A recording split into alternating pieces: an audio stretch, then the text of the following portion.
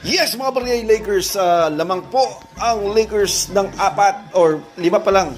Dahil naka 3-point opportunity si Tyler Hero. So 121-116. Free throw siya ngayon. At panoorin natin! Ay siya. Yes, mga barangay Lakers, the 55. Under 2 minutes left, but it's still a 5-point game. Ay. LeBron 17, 15, and 10. 55 for Doncic. Yan po mga barangay Lakers. Lamang po lang. Ay, nakuha pa. Patay. Ayan na po si Powell. Nakascore. Ano yan? Technical foul? Technical shot? Ayun. Shoot mo yan, Austin. Alright. Yan po ang lamang mga barangay Lakers. 124-131. 25 seconds na lang. Yan, trap seal. Okay, ito na po. Last yan. 133-124. Panalo po. Thank you po!